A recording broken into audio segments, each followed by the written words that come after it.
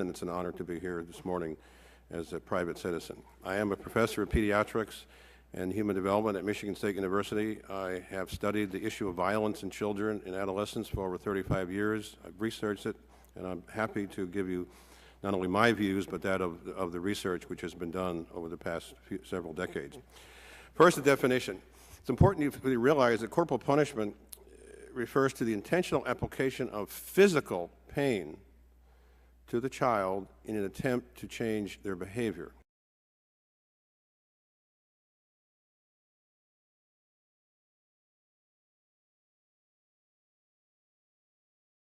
There's also no evidence that punishment leads to improved control in the classroom. The literature suggests and shows the opposite is true. Children do not develop improved moral character. They do not increase the respect for teachers.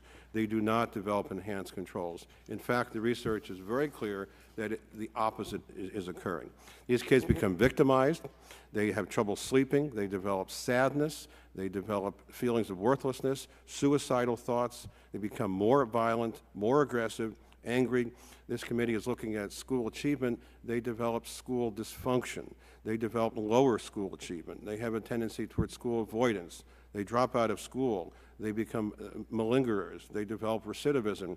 You create, Madam Chairwoman, a paralysis of fear in the classroom. Not just the kids that are physically hit and hurt, but the witnesses. Everyone in the classroom becomes afraid. This results from a medical viewpoint in up to 20,000 children who seek medical attention because of the injuries. Instead of putting the kids into school, it keeps them out of school for days, weeks, even months.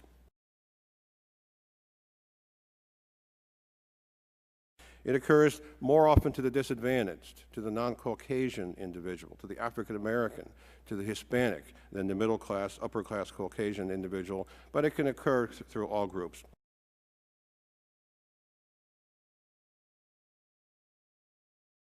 Now, the advocates of this have said over the years, this is an effective form of changing child misbehavior. The testimony I leave for you, my extensive testimony, reviews the literature for you, the research that we and others have done, and the vast majority of the literature shows it is an ineffective method of correcting child misbehavior. It simply doesn't work. It simply doesn't work. And it has major deleterious effects physically and mentally on these children to whom you inflict physical pain.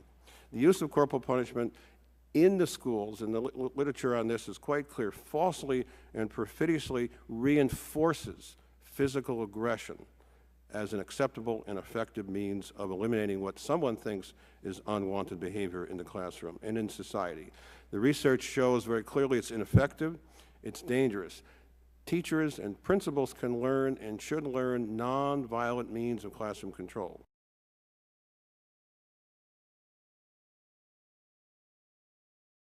I could put them right there, and all the children who've been hit and witnessed, they would say to you, please stop hitting us. We want to learn.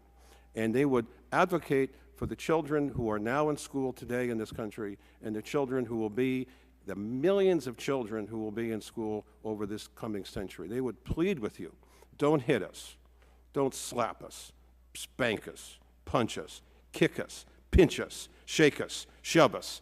Please don't choke us. Please don't hit us with paddles and belts and sticks and pins. Please don't put us in closed spaces and hurt us. Please don't use electric shock on us. Please don't give us excessive exercise drills. Please help us. So on multiple levels, both research and as a private citizen, I urge you, please, committee, protect our children and give the teachers the skills they need. And if you want improvement in the schoolroom, this is the place to start. Have you ever experienced corporal punishment yourself? Yes, severely. Okay, and when did that happen? I had the experience when I went to school for the very first time. This was before the Civil Rights Act, okay, of 1967.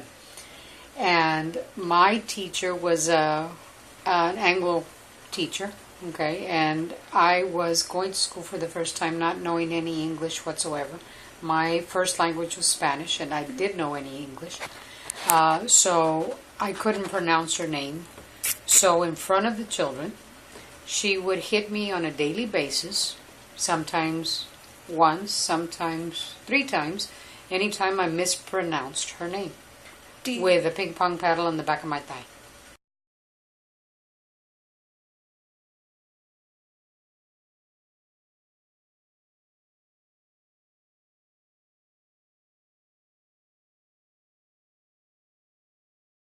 What I always back up to is the word discipline is often seen as equated with punishment. And the word discipline comes from the word disciple, which means to teach.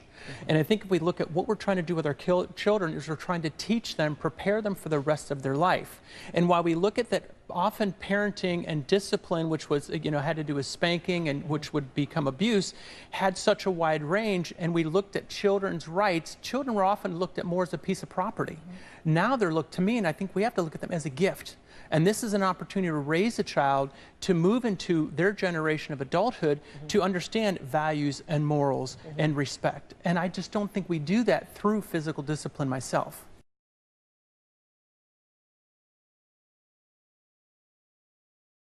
Well, I think not only do we have to look at the scars of physical discipline, but often the scars of emotional abuse and can be more severe that we have to pay attention to. However, 2,000 years ago, our world evolved. Because when we look at the phrase, spare the rod and spoil the child, is a derivation of a phrase from Proverbs that was put together by King Solomon. King Solomon was an extremely punitive father, and they felt that that was some of his beliefs he imparted in the book of Proverbs that became part of the Old Testament. His son Rehoboam was extremely abusive to his subjects and actually had to escape assassination a few times because he basically took what his dad did to him and passed it on down. When the New Testament was written, Jesus never talked about spanking your children. He loved thyself as, love thy neighbor as thyself, do unto others as you have them do unto you. When I talk about parenting in my parenting book, I revert back to equity-based models of parenting, that we want to teach our kids a love-based respect, not a fear-based respect.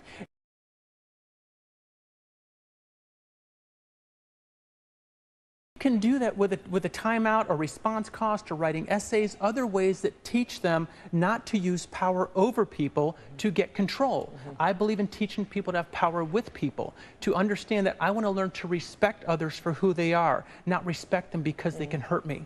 And that's what I feel concerned that kids learn through this. And if parents spent more time parenting and really being present with their kids and forming solid attachments, we wouldn't have these issues. I see the difference between parents don't spend as much quality time with their kids, and that could be the confounding variable, not that they don't spank their kids. And I think we have to look at a qualitative.